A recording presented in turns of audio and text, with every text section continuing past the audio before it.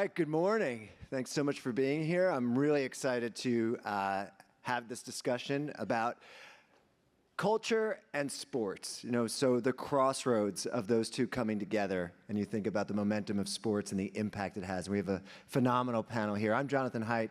I'm the global CEO of Allison Worldwide, who is presenting these panels today for the Sports Momentum stage.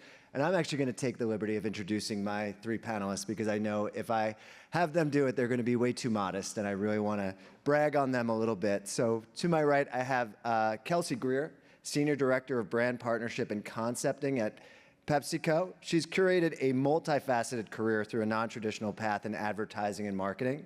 Her experience spans both agency and corporate brand building and shopper marketing expertise, project management strategy, social, creative, and partnership roles across a breadth of industries, including CPG, QSR, toy, automotive, and gift. Is there anything she can't do?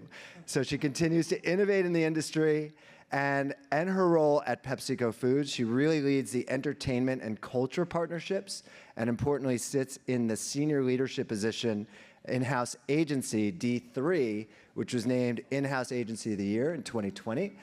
We are going to talk a lot about her work with that group as well. Some really fascinating work coming out of there. To her right is Cam Jordan. Cam Jordan is a three-time All-Pro defensive end and 14-year veteran with the New Orleans Saints. Since being drafted in 2011, he's been a dominant force in the NFL. He's earned 8 Pro Bowl selections, a spot on the NFL 2010 All-Decade team, and owns the Saints franchise record for sacks. And he is just outside the top 20 overall in the NFL history, so we expect that to be broken this year. Beyond the field. That's not a flex. Outside is to be outside. He's on his way in. He's on his way in. Beyond the field, even more importantly, he's left an indelible mark on his extensive community service. Through the Cam Jordan Foundation, he focuses on education and mentorship, completing over 250 school visits throughout his career. His work has been recognized nationally, making him a 3-time nominee for the prestigious Walter Payton NFL Man of the Year Award, including this past season. And in 2025, he was honored with the Bart Starr Award, recognizing his outstanding character and leadership both on and off the field. Please welcome Cam Jordan. And then next to him is Craig Brommers. Craig Brommers is a global marketing executive and chief marketing officer at American Eagle Outfitters, where he drives brand growth through influencer partnerships, product collaboration, and community impact. He's led marketing for some of the most iconic retail brands, including The Gap, Abercrombie & Fitch, and Calvin Klein, with expertise in global expansion, digital innovation, and purpose-driven branding. A metrics-driven leader, he excels at balancing global consistency with local relevance. Among his many accolades, he's been named to the Forbes Most Influential CMOs list, and has a daughter right here at UT Austin. Hook 'em.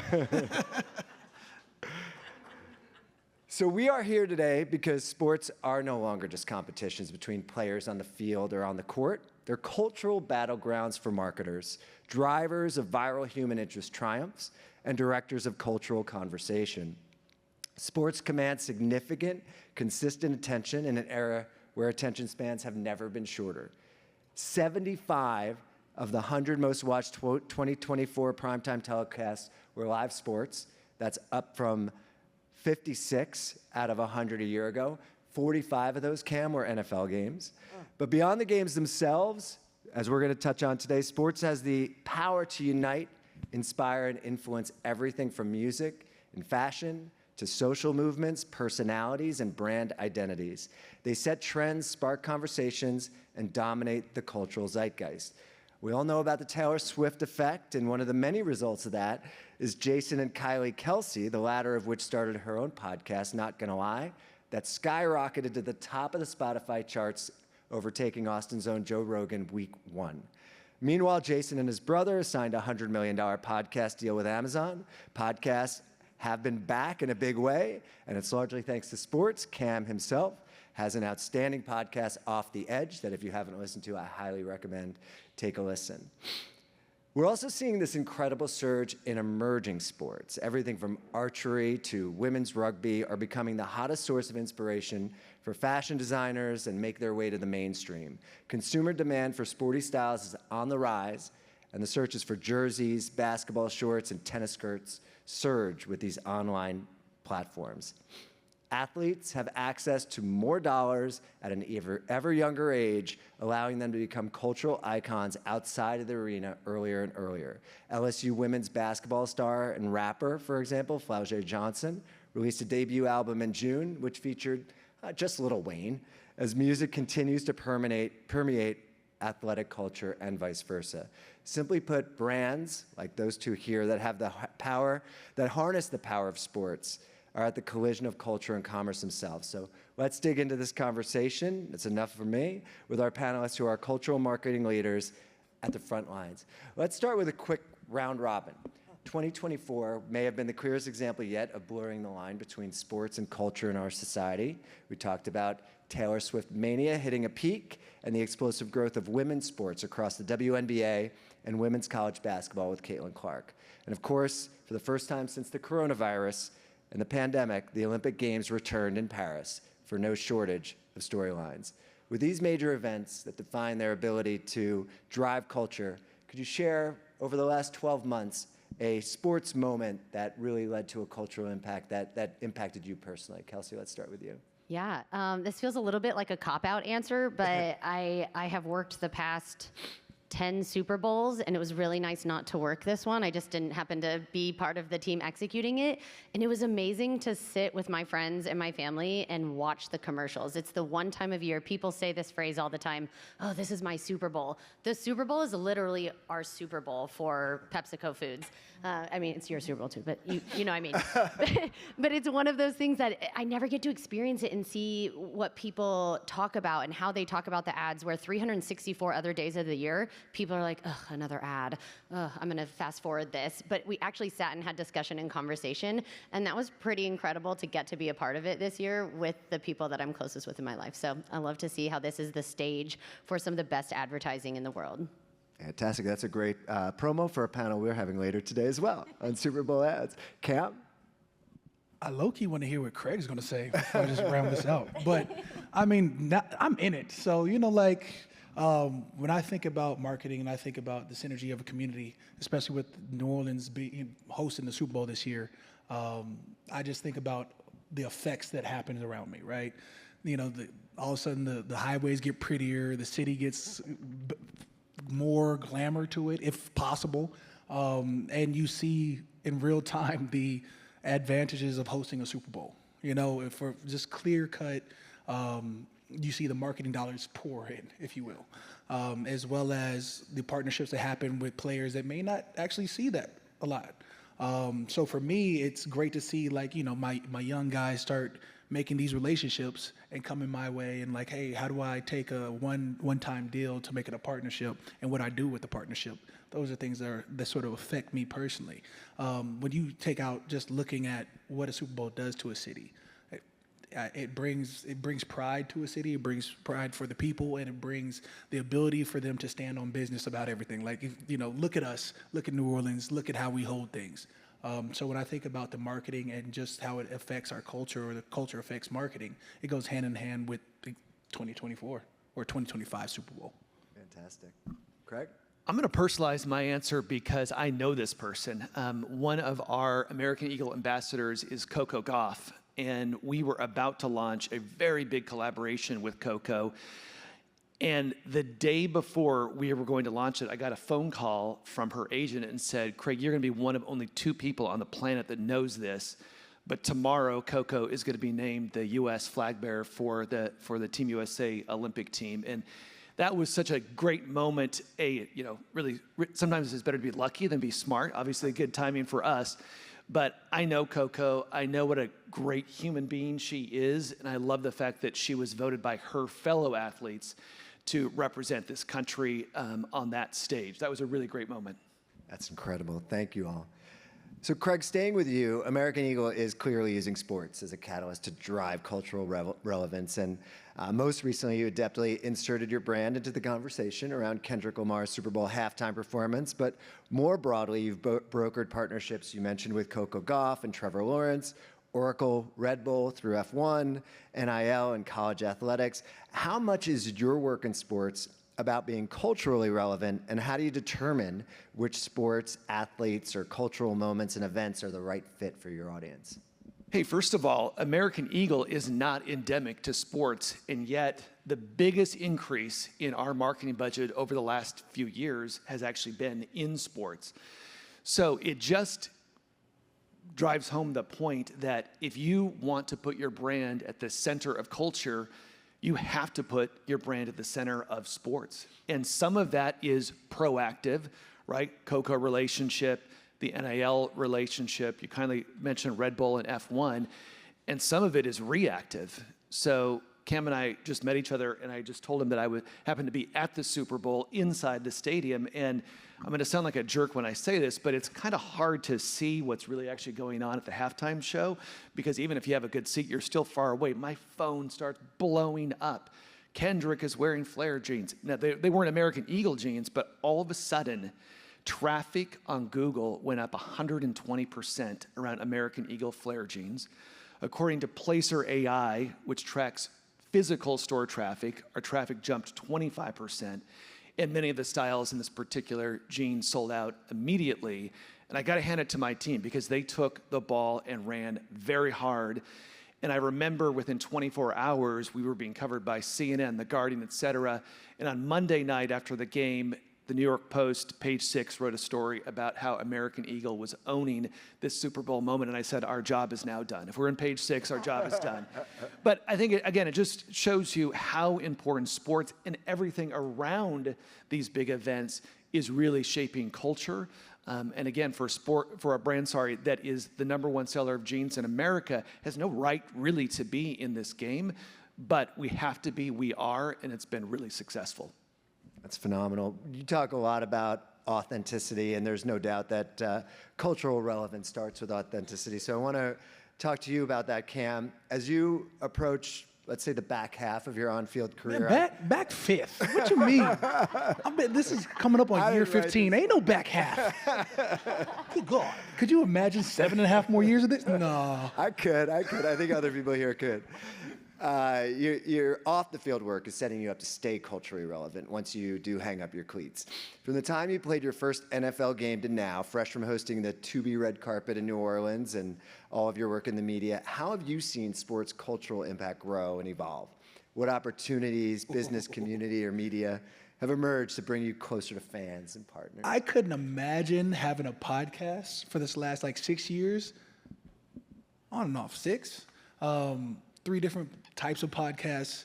Started off at Instagram Live, to a podcast with Mark Ingram, Trust Levels, to hosting my own podcast, Off the Edge. Just take that and put that in 2011, I would have been shamed. I would have been cursed out from the top to the bottom, just from the way athletes are viewed, from the whole stick to, dribbling a basketball versus politics versus NFL players not taking a knee, the whole just diaspora of what America thinks of athletes showed over this last 15 years. And that time has changed tremendously, and for the better of all athletes, for the better, I think, of all sports. When you think about what we're able to do, instead of thinking about, hey, I wonder what his regimen is. How many guys now have TikToks, Instagram, social media listing out their daily routines? How many guys have those, video diaries of, hey, welcome into my life? And so it sort of takes off that veil of, hey, it's just a guy behind a mask or a helmet, or a guy, or a lady just on a court. It takes you into their realm of hey, this is what it takes to be successful in their sport. This is the drive that they need. This is how it sort of we've always assumed, but now we can really see how dedicated athletes are to their craft. And that alone endears fans and people to the actual athlete and takes off that athlete part and makes them a human. Granted, with superhuman powers, but a human nonetheless. When you see that take off, that's when you can see the connection where people have, even a heartfelt connection to their athlete of choice. When you think about Simone Biles and what she's done in the Olympics, she could create a lip line today and it'd be sold out tomorrow. Yeah. You talk about LeBron James and the Midas touch, whatever, from back when his Miami days when he bought a bicycle company and took off with that to he launched his own tequila. I mean, the way that athletes are able to hold it down for themselves, to create opportunities for themselves outside of their sport is nothing short of amazing. And I think we're in the perfect time to see this microcosm of athletes blossoming to, in my mind, I say real people, but but unveiling who they are as a person. It's fantastic. Let's stay on the topic of athletes and influencers and talent, Kelsey. You, as I mentioned, run an in-house agency and have oversight across a diversity of brands, many of which have tapped into talent partnerships. With players, as Cam mentioned, leaning into brands in creative ways, whether it's Steph Curry and Sabrina Ionescu with their own signature shoes, starting as Serena Williams and her fashion label, or D. Wade and his wine brand. Does partnering with a big athlete and influencer automatically earn a brand cultural relevance? And from a strategic lens, what's your decision making when you're selecting either a new fresh face or an athlete that may be more established? Yeah, that's a loaded question. Automatically is nothing is guaranteed in marketing, but I do think it's hugely beneficial to brands to partner with athletes. Athletes can humanize your brand, just like you talked about. They can cut through the clutter. They can capture the audience's attention and really effectively deliver your brand's message or your campaign message. I think that they also have this incredible network that is highly engaged, and it's a very vast network for many athletes. And that engaged network allows us to drive millions in value for our brands. And if you look at the younger generation, they are actually looking at athletes a little differently. I think now they see them as more relatable, more authentic, because they get this look inside their lives. And what we're finding is that Gen Z actually is more loyal to athletes than teams. They have more fandom for athletes than they do teams, and that's a little bit of a step change. And so we're trying to figure it out. It's not a one-size-fits-all strategy. It's a little bit of the head and the heart, the art and the science. But we have to figure out across all of our brands which athletes make the most sense and which are going to drive the most value. I'm sorry. No, Craig, I wanted, because Gen Z is obviously such an important market to you all. I wanted to get your take on that as well, build on what Kelsey said. What generation are we on now? This new wave is what? Is this generation alpha, beta? Is alpha's coming? Beta started already. Okay, sorry. I want to build on what Kelsey said, because honestly, finding athletes is no different than finding influencers or creators. These people have to reflect the values of your brand. I think the most interesting space right now, and the panel just before us touched on it, is NIL. And again, because we are Gen Z's #1 retailer, those athletes aged 15 to 25 are so relevant. And I just want to double down on what the the previous panelist said, is that women's NIL athletes are driving performance for us much bigger than college football players, men's college basketball players. And I think our audience appreciates the hustle of these college athletes. They're students, they're athletes, they're now marketers, they're making impact in their community. They're very interesting storytellers. And listen, we were voted the most bipartisan brand in the US during the recent election, more than Coca-Cola, more than Delta, more than anyone. And I think sports is one area that brings people together and brings communities together. And whether it's individual athletes or teams, it really fits what we stand for as a brand. And that's why I think sports has been so successful for us. Cam, I want to follow up on that NIL idea with you a little bit. Love it. Love it. I'm so upset that I couldn't be a part of it. Love it. That was what I was going to ask. And has it changed? You talked about the businesses that athletes are focused on now. It's so impressive. Do they come in with more of a business savvy now that they've had NIL deals? I mean, yes and no. Let's be real about it. Not everybody's catching these amazing NIL deals. You know, like it's the quarterbacks, it's the receivers, it's a premier edge, it's a corner. It's not everybody. It's, now it's driven by either your position, your star power, or your ability to generate a marketing avenue, which would lead to social media and TikTok dances that I refuse to be a part of.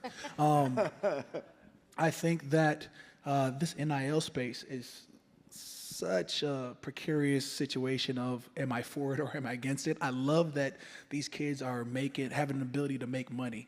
I put myself in their shoes. I'm like, I would not be able to figure out how to pay taxes. I think about just at my tenure at Cal, Berkeley, where I was like, I'm a smart guy, right? Like I could probably handle that, but could I? Like I had to have a real job. I had to work like the security bouncer type. I had to figure out how to make ends meet. Sometimes that struggle, that chip, motivates you to want more. At the NIL space, if you give a kid, if you would have gave me 10 grand, I would have been balling. So if you would give a kid a generous NIL deal, I don't know if I would have had the same chip on my shoulder. That thing would have dissipated long before I was able to make a real impact at the next level, which everybody's dream was to make it to the NFL. Is that dream still the same? If I'm 16, 17 years old and I'm going to a college and the first thing a college coach or recruiter comes in and says, hey, I got 100 grand for you, I don't know if I can figure out like, oh, this is going to lead to more. I'd be like, oh man, I'm done. So for me, I'm sort of inspired by this next generation just to see their motivation, because they do come in with this idea of I'm already more than an athlete. I've made this here, or I went to UT and I've made X amount of dollars. So it's not about the money; it's about the love for the game, or it's about the opportunities that I can create for myself now. And it's sort of just a slight shift. I wouldn't say it's a paradigm shift, but it's a slight shift in attitude, which either matures somebody or breaks somebody. So you're seeing people crumble as well as come in and invincible. Really interesting. Definitely cultural impact of that as well. Kelsey, you were a Division I soccer player just up the road at TCU as well. How would NIL have been if it was available to you, you think? You're very engaging just listening to you. And I think, like, kind of in awe. But I agree with you, because I think so much of playing sports is the drive that you have to do it, and the hours that you work, and the 5 a.m. practices, and the two-a-days. And I think, to your point, there's no two-a-days anymore. There's not even a spring football game anymore. I'm sorry. No, I feel you. I think you have to. I love that what you said about the chip on your shoulder. Would it be amazing? Absolutely. But would I be where I am today? I don't know. Being an athlete, the drive and the determination and the hard work that you really have to put in is what has made me who I am in the workforce today, and as a mom today. And I don't know. I'm kind of split as well. I'm not split. I'm all for it. I'm just saying, had I been in those shoes, It would have been a different story. What would have been a Hellcat on campus? It would have squandered. Oh, wow. So let's stay on that soccer topic, Kelsey. Last fall, Frito-Lay announced it would sponsor the 26 and 27 World Cups, and it increased investment from the regional supporter designation in the previous World Cup. You also have individual endorsement deals with Lionel Messi and U.S. women's national teamer Mallory Swanson. Why is soccer or football so important to Frito-Lay, and how would you describe the sport's cultural significance? It overtook baseball in the U.S. for fandom, and do you anticipate soccer catching up culturally in such a big way before the World Cup is played here in North America? Yeah, I mean, it's a cultural phenomenon. It is the number one sport globally. It's the number one by far sporting event, and it's more than a sporting event, y'all. Literally, the World Cup, I feel like the world just stops. It affects the stock market. Players become gods. I mean, you watch somebody literally doing what they were born to do, and it is mind-blowing. And we were talking about this last night. 62% of the world stops to watch the World Cup. 62%, y'all, that's not 62% of the US, that is the world. Over half of the world is stopping to watch this tournament. That's a very, very impactful sporting event when you talk about it like that. It's a generational movement, and honestly a global opportunity to selfishly be a supercharger for our brands. I feel really, really excited and really strong about what we can do with the World Cup. There's so many different elements that Frito-Lay is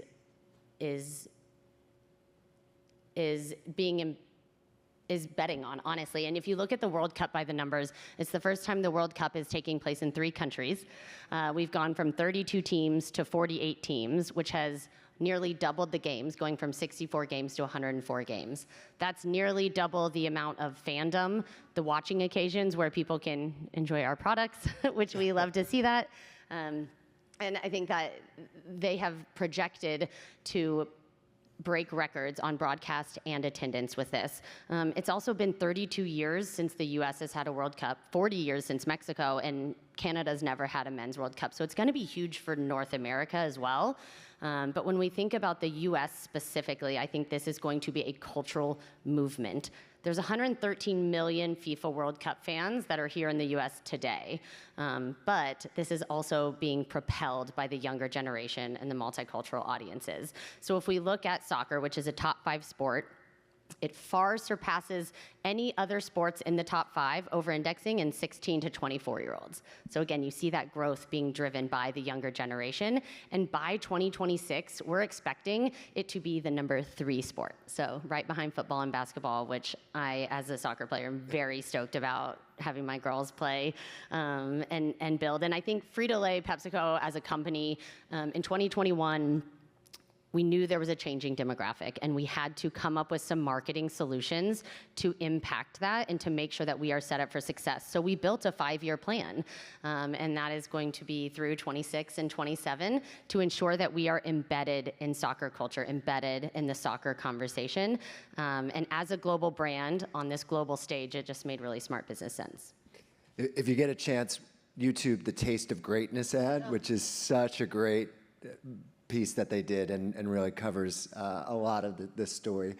Craig, I'm interested in your take, obviously, at American Eagle, when you think about the World Cup coming and the Olympics coming, and how is soccer impacting you and all of this sports world focused on America over the next few years?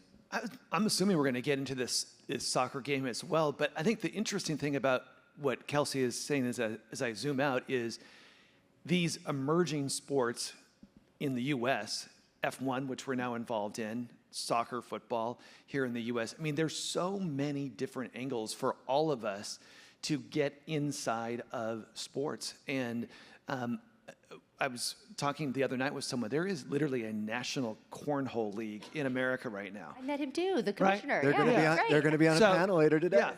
And Are we serious, or? we are totally serious, play? We should Cam. play. Yeah. And so there's a one sport I'm not lacrosse good at. league, and there's all these things. So to me, it's about what audience do you want to go after, and what's your unique angle into these big events. That to me is the unlock for all of us in terms of marketing inside of sports. And then moving on from that into fashion, when you think about athlete fashion, what is your strategy on that topic? I know Cooper DeJean was rocking some American Eagle swag on Super Bowl Sunday, and I'm assuming that worked out well for you. How do you look at fashion overall? Well, full stop. I think that the tunnel walk is the new catwalk, right? And even for a brand who is more mass, we're not luxury, we're mass. There is now opportunities for us to be part of someone's lifestyle. And when I reflect back on, we were launching a very major brand platform last year called Live Your Life. We turned to athletes first. And so whether it was Trevor Lawrence and now Cooper DeJean, I mean, these are now the first places that you think of, hey, who's best to launch this thing? I think 5-10 years ago, it would have been an actor, actress, or a musician. 5 years ago, it might have been a creator, influencer. Literally now, it is which athlete could best represent these campaigns. That is a major shift when I think about my long retail career. So yeah, Cooper obviously had the most exciting play of the Super Bowl, his pick 6 to kind of firmly put the Eagles out on top. I got to tell you, my team has had an uncanny ability to pick the right people at the right time, and that one definitely worked out for us. And we have some very clever things that I am sworn to secrecy, but in the next couple of months, that I think is also going to hit very, very well with our audience in the marketing world. Thanks. Cam, you said once that the walk from the bus to the locker room on game day is a moment where you feel like you are more than just an athlete. You're certainly known for your fashion style, as we can all see here today. Tell us a little bit more please about... don't pull anything up from 15 years ago. It was a different time. Tell us a little bit more Steve about Harvey what you suits meant are by out. that. Yeah, I mean, that's your minute walk from the bus to the locker room of, all right, this is the phase of Cam Jordan, the person, into Cam Jordan, the warrior, as we hit the locker room. But in between this transition, there's a minute of, I'm listening to music, I'm about to turn the switch, and yet For me, I've always been a sneakerhead. I grew up wanting all types of J's, Allen Iversons. I think I wanted a pair of Starberries back in the day. And my mother was the cheapest person other than my father. So she just wasn't, supportive of my dreams. And she told me at the time when I probably was like 12. I asked for a pair of J's, and she's like, yo, the first time your feet will be in a pair of J's is when you buy them. So I bought a pair of black Cat 4s in college. Literally, like my first stipend check, I ran to the store, put them on, and I was like, they do feel amazing. I do feel like I can jump higher. I can cut, right? I don't know if that's the truth or not. I still believe that I do run and jump and faster and higher with my J's on. But it starts with shoes for me. So that walk between the bus and the locker room, I've always picked out my clothes, shoes first. I pick out my shoes and I'm like, all right, what goes with these? And then it sort of just became a thing. When I was a rookie, I used to love superheroes, and then I realized I was a defensive lineman destroying quarterbacks' dreams and, your favorite offense's hopes. And I'm like, I can't like superheroes anymore, So I think second or third year in the league, I started rocking villain shirts. I was Two-Face, I was Bane, I was, I was whatever it was at the time. I was Thanos, I was everything but. I was Deadpool because, that's like your anti-hero. Yeah. And then so, as I sort of transitioned, I was just like, the main thing that's kept consistent over the years has been the shoes for me because I'm a sneakerhead. I just love them. That's my connection. And over the years, the fans love my shoes. The city will come up and be like, bro, those whatever, the Union 4s were fire, bro. Like, I was like, where'd you get those? First of all, I'm a size 15. I'm like a treasure hunter. You know how hard it is to find a 15 or a 16 at times like these? I'm somewhere in between. So it's more than just, hey, I like these shoes. It's how did I get them? Where's the story to it? It's a connection, and I'm able to share that with the world in this 30 seconds of walking. That's outstanding. Now, you mentioned on the podcast that unlike your parents, maybe you're a little more giving to my your children. My kids get the world. I have, I'm hope. Like, I just want to be the next LeVar Ball. Just like whatever it takes. I made you in like 10 years of my daughter's an outstanding volleyball player or an outstanding dentist. I'm going to be in the room regardless, cheering her butt on. Yeah, I've got 3 girls. I'm not going to lie to you. I tried for 2 boys, and I got 3 girls. I had a boy first.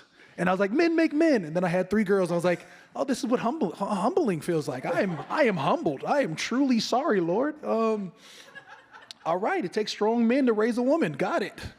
The real story is it takes a real woman to break a man. And I stand before you broken. I've got an 8-year-old daughter, a 6-year-old daughter, and a 4-year-old, and they run me down.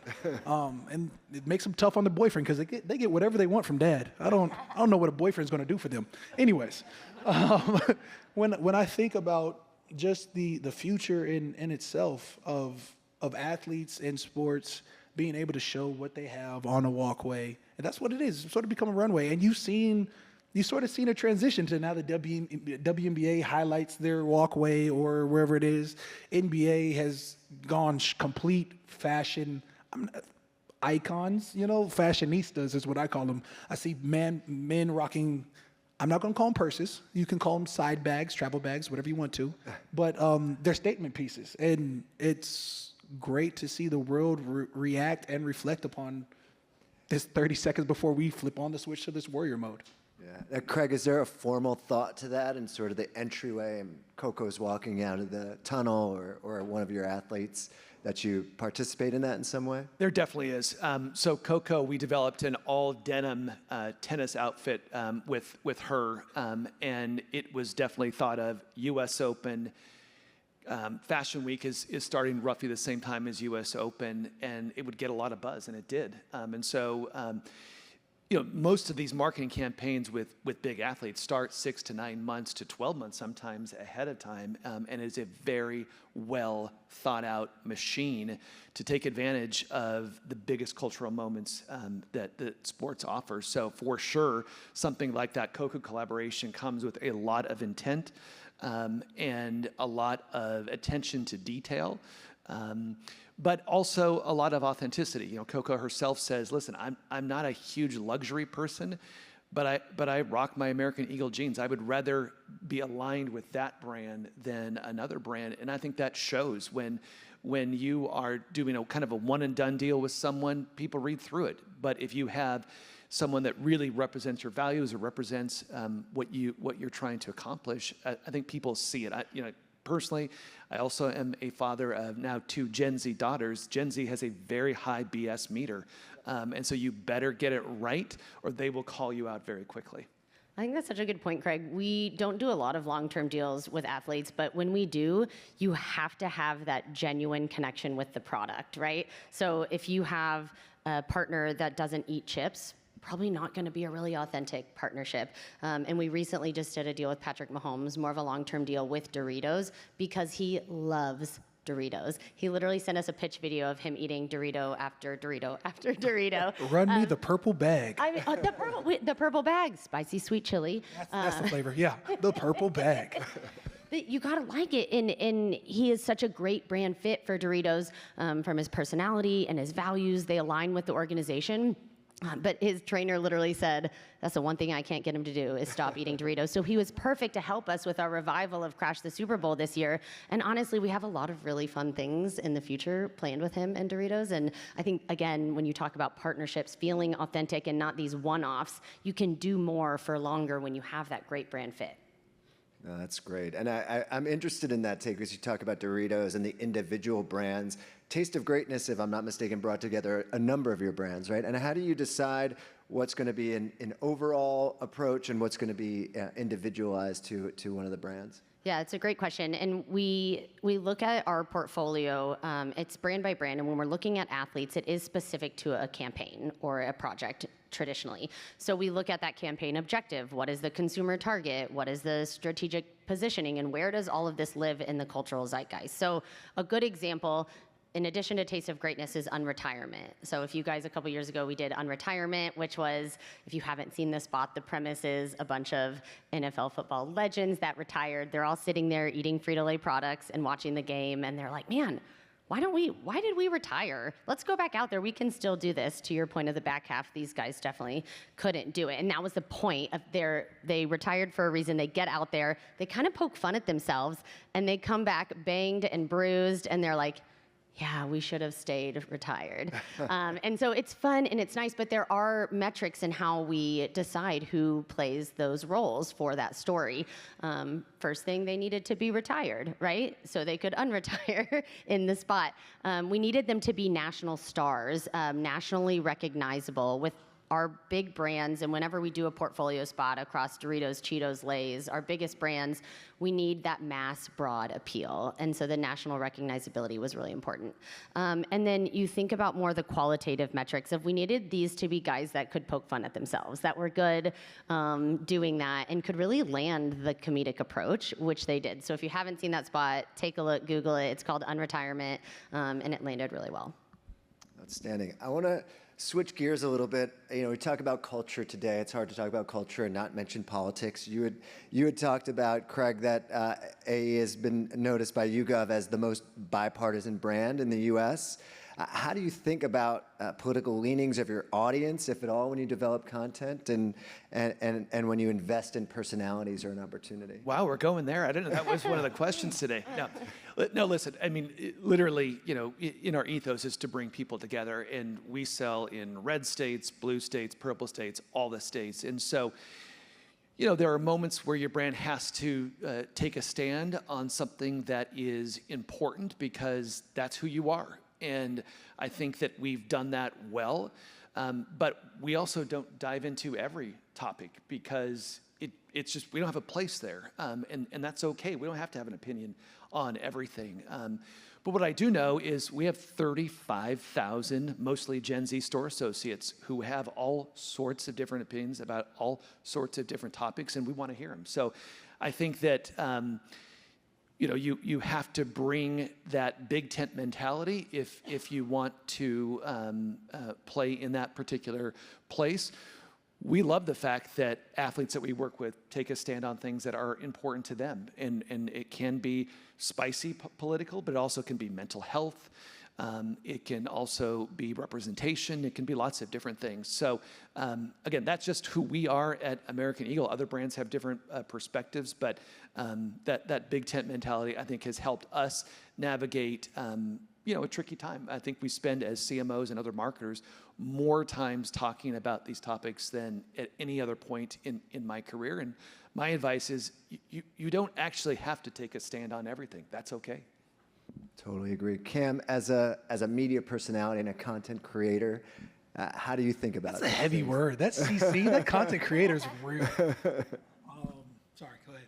No, how do you, does that enter your consciousness thinking about the politics of the people that you're speaking to? You mentioned it a little bit earlier, historically, going back to taking the knee and things like that. Yeah, I mean, at the root of it, for me as an athlete, it's being authentic to yourself. Luckily, I'm not a brand. I don't have to worry about what will happen if I say this or the ramifications of, to some degree. In my mind, as long as I'm authentic to myself while respecting others, I'm not wrong.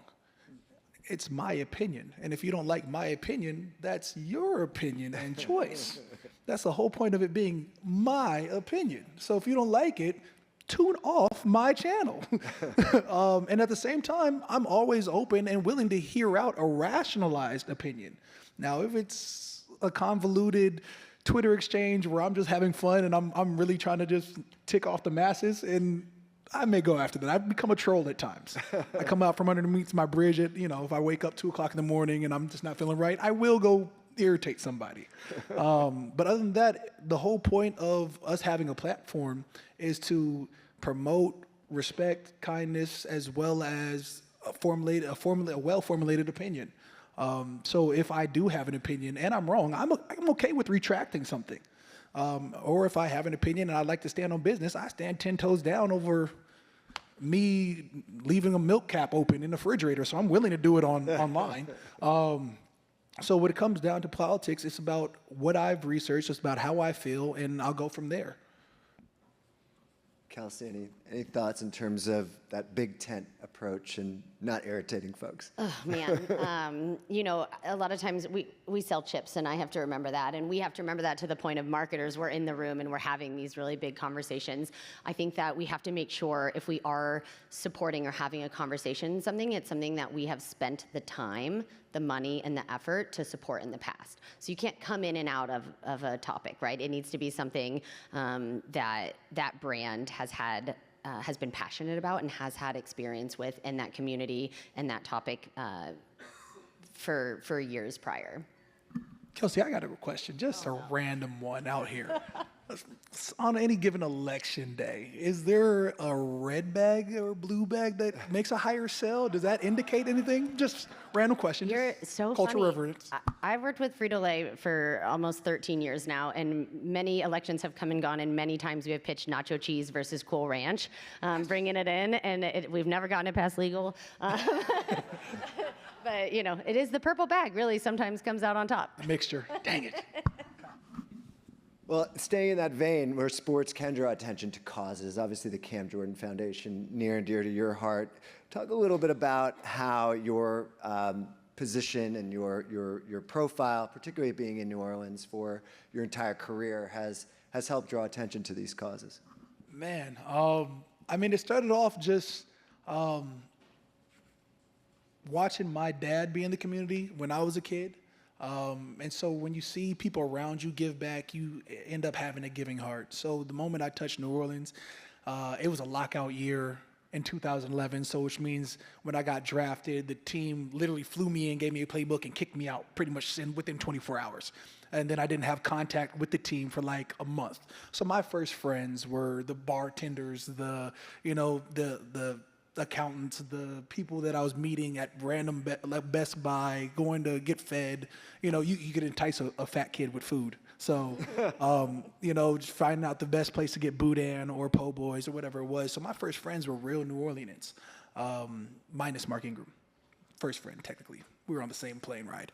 But beyond that, it endeared me to the city long before the team, quote unquote, showed me what was the city. So for me, it was just, how do I give back? And I've always thought about the next generation. When I was a kid, I looked up to guys like Amari Stoudemire out in Phoenix, right? I looked at Terrell Suggs because he was from my high school and then went to my rival high school and then went to ASU, Arizona product. And for me, when I'm in New Orleans, I'm like, all right, well, when I'm talking to these kids, it's great to see the smiles on these kids' faces, and that's where it started. It's great to see me talking about anti-bullying or, no drugs or, whatever it is, leadership qualities or just the importance of education, and see an actual impact. And that's just the first smile you see. Track that 5-6 years later, it's like you can talk to these kids and they know you've been in the community and they know now, those 10-year-olds are now 16-year-olds going to college in the next year or two, and they're talking about, hey, like, what college did you go to? And I've had kids that can be like, hey, I went to Cal because one of my favorite players went to Cal. And I was like, well, I'm glad you went to the #1 public institution in the nation. I mean, that's going to bode well for you in the future. But you track that 10 years later, 12 years later, and those 6-year-olds that were coming to my football camps or whatever it was, or the interaction that we had at their school, they are now like 24 and 25 full-grown adults. Like, hey, my kid, I can't wait for him to go to school. You're probably still going to be talking to schools. I'm like, I don't know about that. But the fact that this impact becomes beyond just their generation, it, in my mind, or creates a positive impact. That's exactly what I wanted to do. In my mind, beyond being an athlete, I want to be able to inspire kids to dream bigger. I grew up I had cousins that never left Arizona. Like, they'd go to Sedona or Tucson, which were surrounding areas. It's like being from Austin, you go to Houston and Dallas, and be like, yeah, I've traveled. You've seen a little bit. For me, traveling is a passion of mine. So I'm like, I just want to show you the world. And just being able to talk to these kids, being able to see the impact that it's had over the years is so gratifying. I sound selfish. I'm like, man, I feel re-inspired at times being able to talk to these kids at different schools. But beyond that, it's trying to break down the digital divide. It's creating the scholarship, the Cam Jordan scholarship. It's the ability to give back. I'm so happy with my life. I'm so in love with the ability to create smiles. It works hand in hand with a lot of my partners. Talk about creating smiles. Being able to partner with Invisalign for the last 5-6 years, whatever that is. Partner up with local charities to give back Invisalign aligners through my foundation. Seeing these kids, who are already pure souls, like 7, 8, 9, 10 years old, get these Invisalign aligners, their teeth go straight or get straightened out, their smiles become even wider, and it's an everlasting impact. That's something that's going to carry them throughout their whole lives. It's being able to, partner with Little Caesars and bring Little Caesars to these schools. Everybody loves a good pizza party. And just see that, I mean, that is just an elation of mine, is to create happiness. Because I'm a menace on the field, so you got to feel like it's like a karma kickback. That's great. Craig, when you think about athletes that you're partnering with and their overall philanthropic arm, and how do you partner with them on some of that and try to raise some awareness for what they're doing? I think one of the most exciting developments, Cam walked up here and talked about athletes being superheroes, but I think the most exciting development is the vulnerability that athletes actually share. We started an American Eagle Foundation in the last year or so, and while it started because A, there is a mental health epidemic that is facing Gen Z, and B, because one of our American Eagle ambassadors, Chase Stokes, who is a star of a show called Outer Banks, spoke very movingly and very openly about his personal struggles with mental health. Athletes have really become more open to what they go through, the pressure that they feel, whether it's on the field or off of it. And many of the athletes we've worked with, especially in that NIL space, have really embraced our efforts with this AE Foundation, have really moved and touched and made an impact with Gen Z and how they're working through this. So it's extremely important because athletes like Cam, athletes like Coco, they're not just athletes anymore. I mean, they are, to me, the best brands are the best storytellers, and now the best athletes have become the best storytellers. And the best storytellers show their complete selves, the good, the bad, and the scary. So absolutely an important part of what we would look at in partnering with an athlete. That's outstanding. And Kelsey, I know PepsiCo has the Together We Play Strong effort, and so same question to you. How does that factor into your overall partnerships with athletes and influencers in general? Yeah, so we have a totally separate purpose partnerships team, so I am not as involved in those, but even thinking back to Quaker, actually, they had their whole Play 60 campaign that was about getting kids outside. It was right when devices became overtaking families, and it was get outside and play for 60 minutes a day, and they did that in conjunction with NFL athletes, and again, hearing your heroes tell you, hey, get outside and play, and let's do this. They held camps throughout the country, and got kids outside, and it really did a great job with that brand, built that brand up. It's a very traditional Quaker oatmeal brand, and it gave it kind of a new life as it talked about Play 60.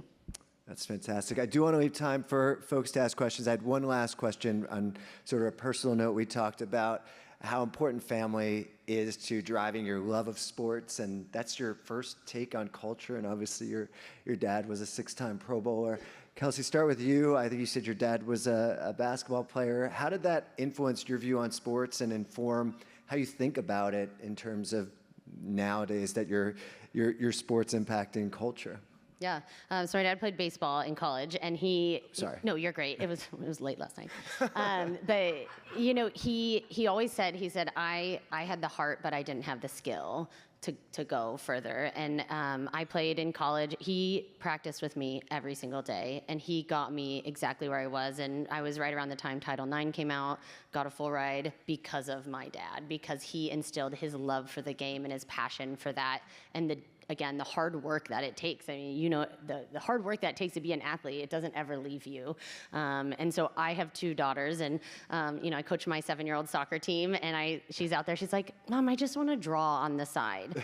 And it's this really hard part as a parent where you're like, man, but like, if you just got out there, you'd love it and you'd be great. She's gonna be tall. Maybe it's volleyball. Maybe that's our way in. But it's as a parent, you can instill the love. And I think Taste of Greatness, which was the Women's World Cup spot that I worked on, and I got to meet some of my idols from the '99 World Cup team, which was pretty incredible. And the whole storyline of Taste of Greatness is a mom introducing her daughter to the love of soccer and the greatness that soccer is. And so I think I'm so excited for this future generation. I love getting, to pass down that love to my family, and hopefully see them soar. That's fantastic. Can we just say, girls that play soccer are awesome. This little girl circuit that does volleyball, that's a cult. Oh my God, it's great. These girls that play volleyball, it's a completely different realm.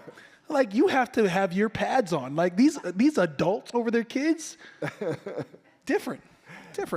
And how are you in coaching your kids? Man, I coach mentality and I coach effort. I don't coach technique. I want them to have the most fun they're able to have. I sit on my sideline in my little double chair, like super comfortable. And for me, I'm great. I'm like, I let my wife do it. She's like all about technique and like the small minutia about everything. And I'm like, hey, she's 6. It's fine. She's 8. It's cool. He's 9. Let him be. Until they look at me and say, Dad, I want to go get it, I'm going to let them be happy. Because when you realize, hey, I want to obtain a dream, all right, well, now there's steps to take. If you say, hey, this is my dream, I want to be great, all right, I know what it takes to be great. Are you willing to be great? Because it's a whole different idea of wanting something and going to go get something.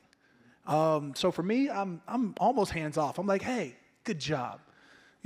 I get on my girls for if their head goes down after a loss. I get on my girls for while they're playing soccer and they look like they start lollygagging. Can't stand it. Can't stand half effort. Oh my God. If my son, he plays flag football, basketball, whatever it is, flag football, he turns up. He'll have a pass deflection and he'll be at a 12. And then the next play, he'll get beat and his head goes low. That's when I say something. I'm like, no, come here. And the coach will be like, no, he's not. Come here. What we ask for ourselves is perfection. We'll never achieve perfection, but it's perfectly fine to strive for it. If you fail one play, guess what? Don't let that mess you up the next play. And there was a game where he was messing up time and time and again. I was like, hey, bad games happen. Don't let it mess up your next play, which it has. So let's take a deep breath. Let's stay into the sideline. And I think I subbed him out. Like, I sort of didn't sub him out, but I talked to him long enough where the coach had to call a kid in.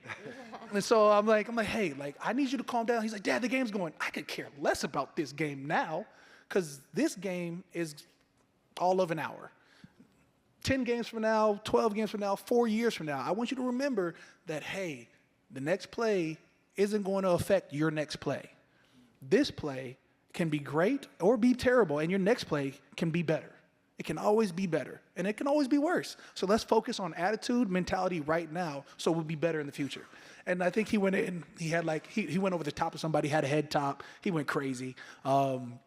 And then I was like, he's like, that's what I'm talking about. And I was like, that's what I'm talking about. So, we go through this idea. I want him to be a lawyer or a judge, and he wants to be a football player, and I don't get it. He's got like a legacy on his shoulder. He's like, yeah, Grandpa played football, Dad played football, I play football. I was like, that's not how that works. But I love to see the work ethic. Like, he gives himself motivational speeches on like a real intense level. And he goes like, we'll run the levee, which the levee is like a little small hill that leads up in New Orleans. And he runs the levee. He's like, is that enough? I'm like, it's never going to be enough. But that's good for the day. Yeah. And he'll run another one. And I'm like, yeah, I got him. Craig, you mentioned Gen Z with the BS detector. Is your daughter and going to UT? I imagine she's a sports fan. Is that a big part of how you think about sports and what originated at home? For sure.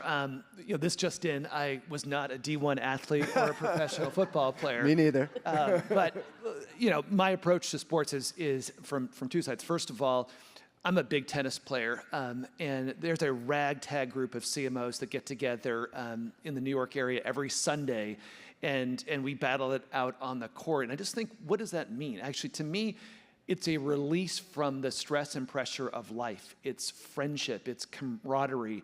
That's what sports is to me. And then applying it to the Longhorn community down here is you go to DKR on a Saturday and you see 110,000 rabid fans in their burnt orange, cheering on, the guys on the field, but also having a lot of fun together. I mean, sports, again, to me, the ultimate unifier in this country. And it's so exciting to participate in sports, not on the field like my fellow panelists, but as part of the community. Excellent. Well, I wanted to open the floor to, if anyone has questions, you can step up to the mic and... Sorry, I need to pull it down somehow. Hopefully you can hear me. We can hear you. Hi, my name's Mary. I work for a company that owns one of the IPL cricket teams in India. To put the perspective of the audience and viewership of that, we had more viewers for our opening game than the Super Bowl last year. We see a huge rise in cricket in the US at the moment with the India versus Pakistan game last year, selling out minutes. How are American brands thinking about penetrating the cricket market at the moment, considering kind of the godship-like status that some of the athletes in that space have?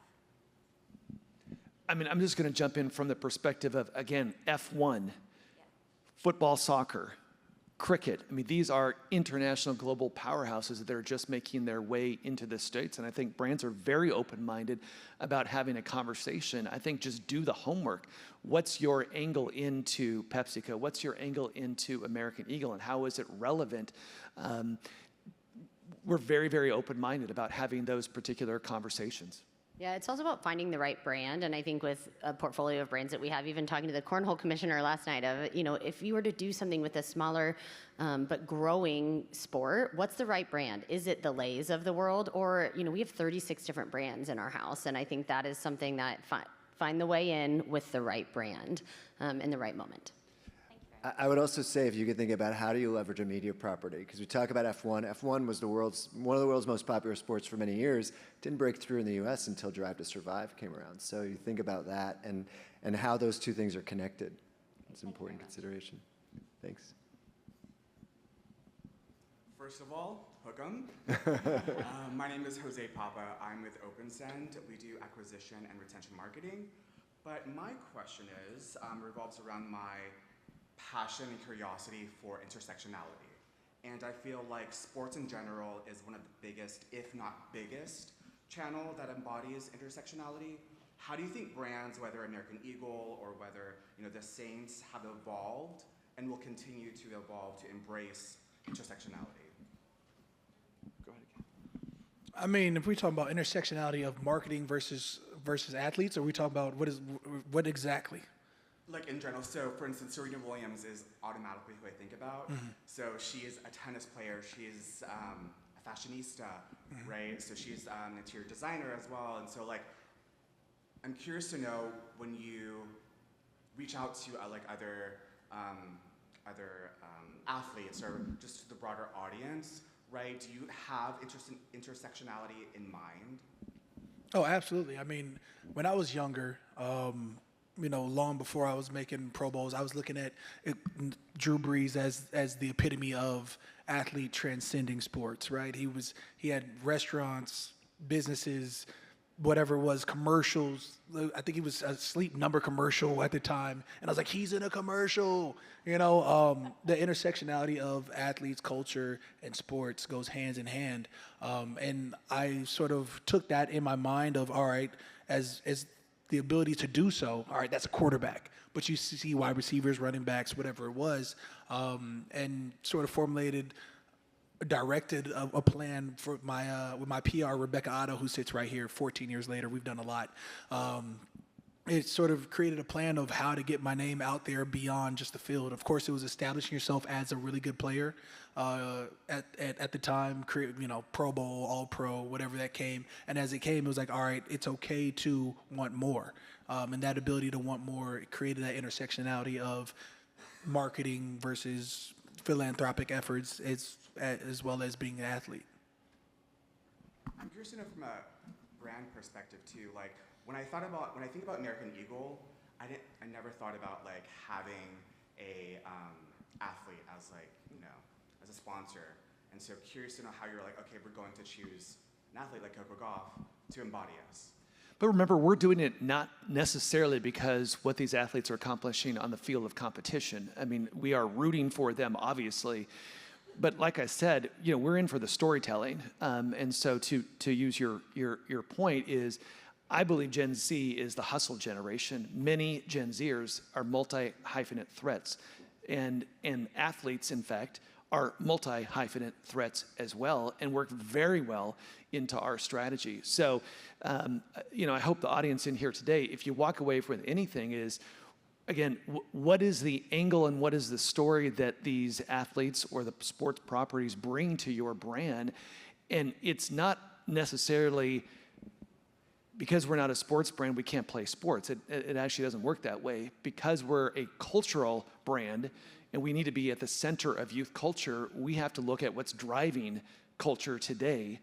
And sports is driving culture, and we better be very effective marketers inside of sports to make sure that we're connected with culture. That's kind of how the dots connect for us. Thank you. Excellent. We're over time, but we'll take one last question from the Cornhole League. It's not a question. It's actually more of a comment. Hi, guys. There we go. I'm Marlon. I'm actually with the American Cornhole League. So There he is. That's the guy. Thank you for having us be a part of this. I just want to say this panel was outstanding. I thought you all brought amazing energy and passion and enthusiasm. You gave great intel, Craig. I thought you guys crushed it during Super Bowl, and I loved seeing like that New York Post story that you referenced. It was awesome to see. I know we had a chance to talk yesterday, Kelsey. Like what you brought together was terrific, and I think I could confidently say all of us in this room got a lot out of this conversation. And Cam, you're just outstanding in general. I know Rebecca for a long time, and I've watched what she's done with your career, and you do a great job. That's the best way to end a panel, right? That is a really nice way to end the panel. And thank you to our panelists. Really appreciate your time, and what a great conversation. So thanks.